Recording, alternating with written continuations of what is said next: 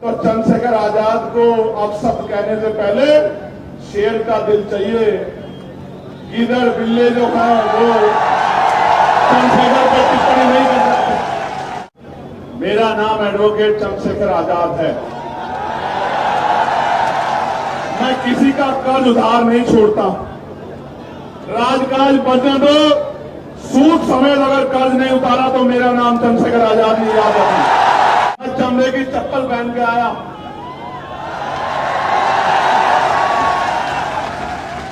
और भीम आर्मी का, आजाद समाज पार्टी का झंडा और डंडा दोनों इतने मजबूत हैं। और मैं बता देना चाहता हूं कि हम चमड़ा उतारना भी जानते हैं,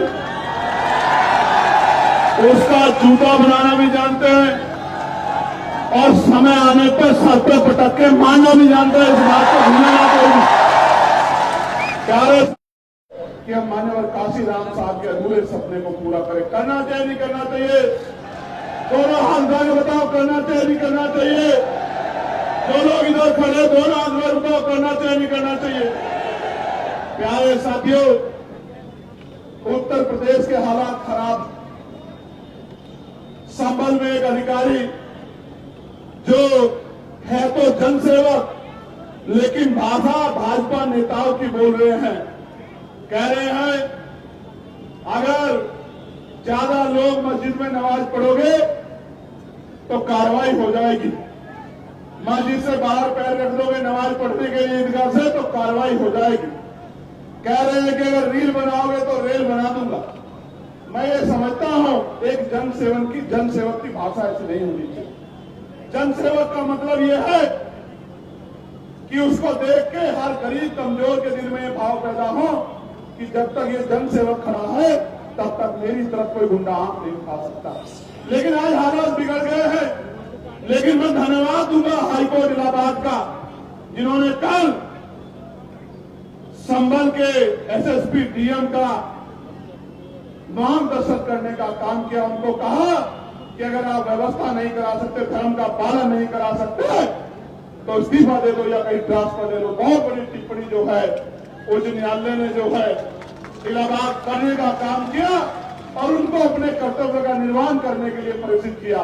प्यारे साथियों, आज हम लोग बाराबंकी की धरती पे हैं और एज ए लीडर मुझे कहने में खुशी है कि ये वही बाराबंकी है जिससे हयात अली खैमनेई साहब का रिश्ता जुड़ा हुआ। ये वही बाराबंकी है और वो अपने राज्य में, वहां अपने देश में राज करते थे, अपने लोगों के लिए कानून बनाते थे। उनकी शहादत हो गई, मगर मैंने उनके बारे में जब पढ़ा, एक बात मुझे एज ए लीडर उनकी बहुत पसंद आई और मैं उनको सैल्यूट करता हूं कि उनको पता था कि उन पे हमला होने वाला। उनको बताया गया सुरक्षा एजेंसियों के द्वारा कि आप पे हमला होगा, आपकी हत्या हो सकती है।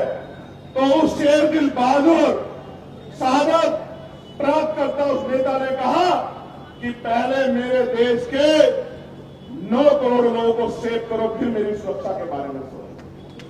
वरना नेता कहते हैं कि पहले मेरी सुरक्षा करो, जनता मरती है तो कल की मरती आज मर जाए। लेकिन उस बहादुर नेता की इस बात से मैं बड़ा प्रेरित हुआ। और प्यारे साथियों, मैं कहना नहीं चाहता, लेकिन यह भी सच है कि अगर सत्ता का संरक्षण कुछ लोगों को नहीं होता तो चंद्रशेखर आजाद को अब शब्द कहने से पहले शेर का दिल चाहिए। गीदड़ बिल्ले जो है वो चंद्रशेखर पर टिप्पणी नहीं कर सकते। लेकिन सत्ता के संरक्षण में ऐसे लोगों को बढ़ावा दिया गया कि वो इस तरह की टिप्पणी करके माहौल खराब कर सके। मैं ये भी जानता हूं कि उनके पीछे कौन है, मैं इस बात को जानता हूं। मेरी इंटेलिजेंस भी कम नहीं, मैं जानता हूं कि उनके पीछे कौन है। और मैं उन तमाम साथियों को कहना चाहता हूं, मैं पहले तो उस भाई का धन्यवाद दूंगा। इसलिए धन्यवाद दूंगा क्योंकि उसकी बार बार के हमले में जो उसने लाइव आके किया, मेरे सोए हुए लोगों को जगाने का काम किया और बहुजन समाज के लोगों में भाईचारा पैदा करने का काम किया। मैं इसके लिए उस भाई का धन्यवाद देता हूं और उसको मैं ये बताना चाहता हूं, उसको भी, उसके आका को भी, कि याद रखना मेरा नाम एडवोकेट चंद्रशेखर आजाद है। मैं किसी का कर्ज उधार नहीं छोड़ता हूं। राजकाज बढ़ने दो, सूद समेत अगर कर्ज नहीं उतारा तो मेरा नाम चंद्रशेखर आजाद नहीं याद रखना। प्यारे साथियों, मैं इसलिए नहीं कहना चाहता उन लोगों पे कुछ भी, क्योंकि वो एक सोची समझी साजिश से काम कर रहे हैं। उनको पता आजाद समाज पार्टी ताकत बना रही है और वो ये भी जानते हैं कि चंद्रशेखर आजाद और तमाम साथी आजाद समाज पार्टी के मरने मिटने को तैयार हैं, लेकिन बहुजन समाज के अधिकार को छीनने नहीं देंगे। इसलिए वो जानबूझ के हमारे जो नौजवान शक्ति है उसको पथ भ्रष्ट करना चाहते हैं, उनका ध्यान इधर उधर करना चाहते हैं। मैं आपको कहना चाहता हूं, ऐसे किसी व्यक्ति पे मत ध्यान दो, अपने काम पर ध्यान दो। अगर आप मेरी बात पे पहरा देके अगले 6-7 महीने उस पर काम करते रहे, मैं गारंटी से कह सकता हूं कि पूरे उत्तर प्रदेश में किसी गरीब की तरफ आग उठाने वाला कोई गुंडा बचेगा नहीं। मेरी बात को आप याद रखें। प्यारे साथियों, उत्तर प्रदेश के क्या हाल है? उत्तर प्रदेश में ऐलानिया कत्ल हो रहे, ऐलानिया कत्ल। अभी बदायूं में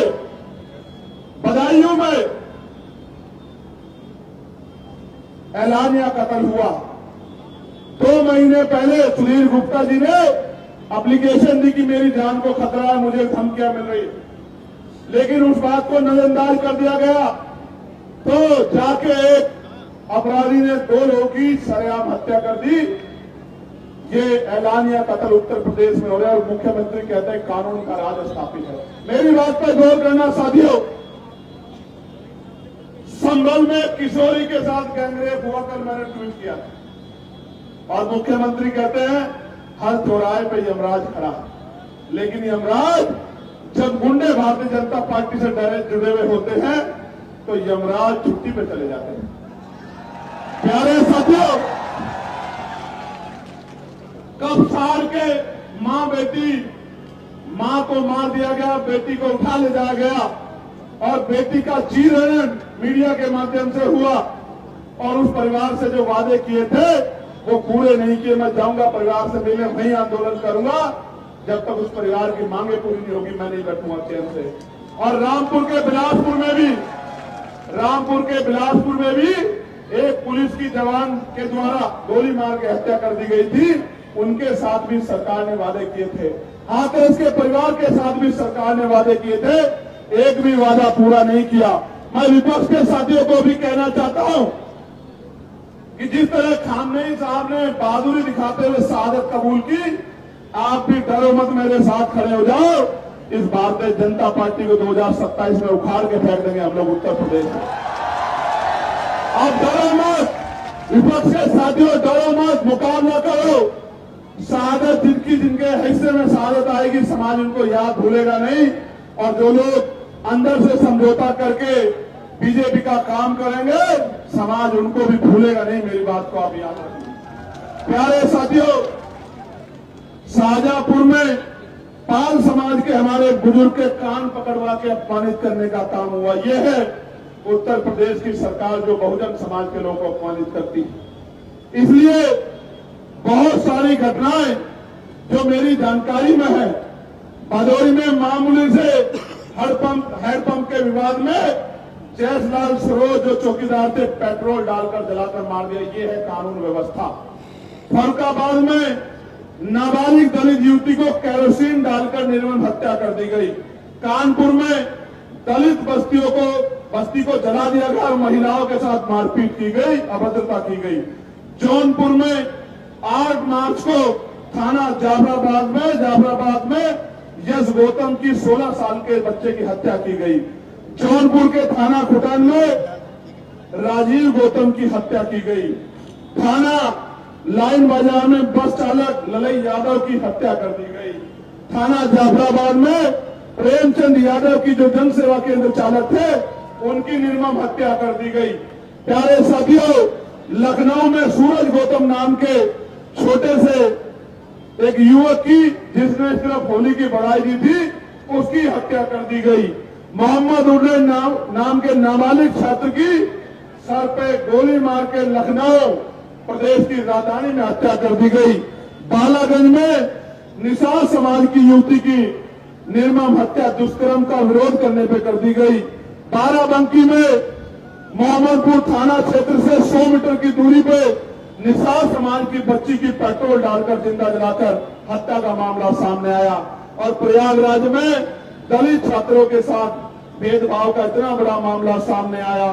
ये सारी बातें इस बात की गवाही देती हैं कि उत्तर प्रदेश में और छोड़िए, जिस तरह का घटनाक्रम आपने यहां देखा कि रोज सरेआम गुंडागर्दी घुसने नहीं देंगे, पैर तोड़ देंगे।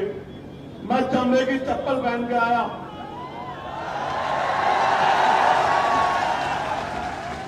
और भीम आर्मी का, आजाद समाज पार्टी का झंडा और डंडा दोनों इतने मजबूत हैं। और मैं बता देना चाहता हूं कि हम चमड़ा उतारना भी जानते हैं, उसका जूता बनाना भी जानते हैं, और समय आने पर सर पे पटक के मारना भी जानते हैं। इस बात को भूलना ना कोई। प्यारे साथियों, हमें ऐसे गैर जिम्मेदार लोगों की बातों में आके, जिस तरह की गैर जिम्मेदारी यहाँ के कुछ अति ऊर्जावान और गैर जिम्मेदार नौजवानों ने दिखाई किसी के इशारे पे, उनकी बातों में आके हिंसा के और असंवैधानिक रास्ते पर नहीं जाना। मुझसे वादा करो ऐसे हाथ आगे करके कि ऐसे गुंडों के चक्कर में नहीं पड़ोगे और अनुशासन में रह के संवैधानिक दृष्टिकोण से महापुरुषों के रास्ते पर चलने का काम करोगे। पक्का? प्यारे साथियों, मैं कहना नहीं चाहता था, लेकिन ये बात बतानी जरूरी है। हालांकि मैं इन सब चीजों से डरता नहीं, लेकिन प्रशासन को भी पता हो कि अब जब हम आ रहे थे, एक पुल पर चढ़ के कुछ लोगों ने पत्थरों से, ईंट के टुकड़ों से हमारी गाड़ी पे उनको फेंकने का काम किया। उनको लगता है कि इन चीजों से हम लोग कर सकते हैं। ये हम पे हमला नहीं है, मेरा भरोसा करो। ये उत्तर प्रदेश की कानून व्यवस्था पे हमला है, ये खाकी के इकबाल पे हमला है, ये उत्तर प्रदेश के मुख्यमंत्री के साथ में वो जो तुर्रम खा वाले भाषण देते हैं, उनके भाषणों पे हमला है। हम तो सत्ता में नहीं है, हम तो सत्ता में नहीं है, लेकिन सत्ता द्वारा पोषित गुंडे अगर इस तरह का कार्य करते हैं तो वो मुख्यमंत्री को चैलेंज करते हैं, उनकी कानून व्यवस्था को चैलेंज करते हैं। हम तो नहीं कर सकते। हम तो संविधान को मानने वाले लोग हैं। और मैं आपको कहना चाहता हूं, जिस दिन से हम लोगों ने मोर्चा लिया है, जानबूझ के हमारे खिलाफ इस तरह के भाषण की, भाई हम किसी धर्म के इष्टों को, भगवानों को आपत्तिजनक शब्द कहते हैं, हम एक धर्म के खिलाफ इस तरह की बातें करते हैं, इस तरह का जानबूझ के हमारी शक्ति जो आजाद समाज पार्टी की ताकत बढ़ रही है, उससे डर के इस तरह का दुष्प्रचार किया जाता। मैं गारंटी देता हूं, मैं वकील हूं।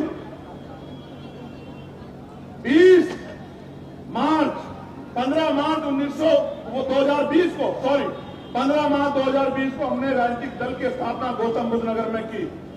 एक स्टेटमेंट आप मुझे दिखा दो, मैं वकील हूं। मैं बाबा साहब अम्बेडकर को मानने वाला व्यक्ति, मैं किसी धर्म पर टिप्पणी नहीं करता, मेरा काम नहीं है। मेरा काम एक ही काम है कि चाहे मेरे शरीर में लहू का आखिरी कतरा भी खत्म हो जाए, मैं इन गरीबों को इनका हक दिला के रहूंगा, इनके घर में उजाला करके। इसलिए जानबूझ के वो इस तरह की बातें करते हैं। उसका कारण बताऊंगा मैं आखिरी में आपको कि उसका कारण क्या है, लेकिन मैं आपको कुछ कहना चाहता हूं। आप मेरी बात को सुनने के लिए तैयार हो? गौर से सुनो, नोट करो, फोन में घर जाके मेरा एक ही काम करना मेरे लोगों, कि घर घर जाके इस बात को पहुंचाने का काम करना जो बातें पढ़ रहा हूं। और गारंटी देके कहता हूं, बाबा साहब का, बहुजन महापुरुषों का सिपाही हूं, फूले साहू करियार, अंबेडकर का अनुयायी हूं। बाबू जगदेव मामना रामसु वर्मा का अनुयायी हूं। जो बात कह रहा हूं उसको पूरी करके दिखाऊंगा। और आप जानते हैं इतिहास गवाह है, आज तक जो बात कही है उसको पूरा करके दिखाया नहीं दिखाया बताओ। प्यारे साथियों, जैसे ही हमारी सरकार 2027 में बनेगी, 1 साल के अंदर सभी खाली पदों को, सरकारी खाली पदों को हम लोग भरने का काम करेंगे। मेरी बात को आप याद रखें। पहली कैबिनेट में लाखों नौजवानों को बिना किसी पैसे के, आज की हालात तो ये है, दफ्तर में जाओगे अमीर सीधा जाएगा, गरीब दफ्तर के बाहर खड़ा रहेगा और बिना पैसे के कोई काम नहीं होता। मैं गारंटी देके कहता हूं, आजाद समाज पार्टी की ताकत बनेगी। अधिकारी सबसे पहले कुर्सी बिछवाया करेगा गरीबों के लिए, चाय पानी पूछा करेगा, उसके बाद की समस्या का हल किया करेगा, फिर अपनी कुर्सी में बैठा करेगा। तो बिना किसी रिश्वत के गरीब के बच्चों को पारदर्शी परीक्षा कराकर पूरे बैकलॉग को भरने का काम हम लोग करेंगे। दलितों पिछड़ों को नौकरी उन बच्चों को देने का काम करेंगे जो पढ़े लिखे बेरोजगार घूम रहे हैं। प्यारे साथियों, ब्लॉक स्तर पर आवासीय विद्यालयों की व्यवस्था की जाएगी कि जो बहुत गरीब बच्चे हैं, जिनके माँ बाप उतना पैसा नहीं कमाते, उनके रहने के लिए और पढ़ने के लिए आवासीय विद्यालय बन जाए ब्लॉक स्तर पर। तहसील स्तर पर आईएएस, पीसीएस और अन्य प्रतियोगी परीक्षाओं के लिए तैयारी के लिए व्यवस्था कराई जाएगी। कोचिंग सेंटर बनाए जाएंगे, वो भी बिल्कुल मुफ्त होंगे, जिसमें गरीब के बच्चे भी अच्छी कंपटीशन की तैयारी कर सकते होंगे और कामयाब हो सकते होंगे। डिजिटल युग में यदि नगर पालिका स्तर पर संचालित लाइब्रेरी हाईटेक सुविधाओं से लैस हो जाए तो स्थानीय बच्चों को पढ़ाई में अधिक से अधिक लाभ मिल सकता है। उसको हाईटेक करने का काम हम लोग करेंगे। ऐसा बड़े से बड़े प्राइवेट स्कूल में लाइब्रेरी नहीं होगी, जैसी हम लोग पंचायत स्तर पर बनाने का काम करेंगे गरीबों को आगे बढ़ाने के लिए। क्योंकि बाबा साहब अम्बेडकर ने कहा था कि शिक्षा श्रेणी का वो दूध है जो पिएगा वो दहाड़ेगा। और संत गाडगे जी महाराज ने कहा था कि एक रोटी कम खाना, अपने बच्चों को जरूर पढ़ाना। अगर थाली ना हो तो हाथ पे रख के खाना, लेकिन अपने बच्चों को जरूर पढ़ाना। इसलिए कह रहा हूं, मैं आज पुलिस के भाइयों ने बहुत अच्छा रोल अदा किया। मैं पुलिस के भाइयों को भी कहना चाहता हूं, इनकी वेतन विसंगता दूर करेंगे, 8 घंटे की ड्यूटी करेंगे, सप्ताह में 1 दिन छुट्टी करेंगे और बॉर्डर स्कीम को समाप्त करने का काम करेंगे। इस बात का भी मैं लोगों को विश्वास दिलाने का काम। प्यारे साथियों, पीआरडी के जवानों को, होमगार्ड भाइयों को, पीआरडी के जवानों को राजकीय कर्मचारी का दर्जा, होमगार्ड भाइयों बहनों को राजकीय कर्मचारी का दर्जा और पंचायत सहायकों को भी उचित मानदेय दिलाकर उनको भी राजकीय कर्मचारियों का दर्जा दिलाने का काम हम लोग करेंगे। मेरी बात को भी याद रखना। आशा बहनों को, आंगनबाड़ी बहनों को, भोजन माताओं को और सहायिकाओं को भी राज्य कर्मचारी का दर्जा दिलाने का काम हम लोग करेंगे। मेरी बात को आप याद रखना। आपके गली में, मोहल्लों में, आपके गांव में जो आशा, आंगनबाड़ी, भोजन माता, जो सहायिकाएं रहती है, उनको कह देना कि भाई चंद्रशेखर आजाद ने कहा है, आजाद समाज पार्टी का संदेश है, माननीय काशीराम साहब का संदेश लेके आ रहे हैं भाई चंद्रशेखर, और ये कह रहे हैं कि एक बार हमारा साथ दो, किसी के आगे हाथ फैलाने की आवश्यकता नहीं पड़ेगी, आपकी मांगों को पूरा करने का काम करेंगे, आंदोलन करने की जरूरत नहीं पड़ेगी। प्यारे साथियों, संविदा व्यवस्था को समाप्त कर कर्मचारियों को नियमित किया जाएगा और नियमित होने तक 25,000 रुपए कम से कम वेतन देने का काम राज्य सरकार करेगी। इस बात का भी मैं आपको विश्वास दिलाता हूं। वित्त विहीन माध्यमिक विद्यालयों में कार्यरत शिक्षकों को, जिनकी मांग भी मैंने अभी उठाई थी, सम्मानजनक मानदेय और सेवा सुरक्षा हम लोग प्रदान कराने का काम करेंगे। 4 लाख से ज्यादा टीचर हैं, 23,000 से ज्यादा स्कूल हैं। मैं उन सबको कहना चाहता हूं, सबको देखा बारी बारी, एक बार मौका दो आजाद समाज पार्टी काशीराम को, 1 साल के अंदर आपकी मांगों को पूरा करने का काम करेंगे। इस बात को आजमा के देख लो। प्यारे साथियों, मैनुअल सफाई व्यवस्था समाप्त की जाएगी और मशीन आधारित व्यवस्था लागू की जाएगी। एक भी सफाई कर्मचारी भाई को गटर में नहीं उतरने देंगे, गटर में मरने नहीं देंगे। एक एक भाई के जीवन की रक्षा करने का काम करेंगे, उनके जीवन को भी मजबूत बनाने का काम करेंगे। रेडी पटरी और छोटे व्यापारियों को आजीविका की सुरक्षा हेतु वैकल्पिक वेंडिंग जोन, किफायती दुकानें और संरक्षित बाजार स्थल उपलब्ध कराने का काम हम लोग करेंगे। 1 फरवरी 2026 से लागू वन टाइम टैक्स प्रणाली में संशोधन कर पूर्व पंजीकृत पुराने वाहनों को इस नई व्यवस्था से आंशिक रूप से पूर्ण छूट प्रदान करने का काम हम लोग करेंगे। पिछले वर्षों में हुए सभी, गौर से सुनना, पिछले वर्षों में हुए सभी संदिग्ध इनकाउंटर बुलडोजर की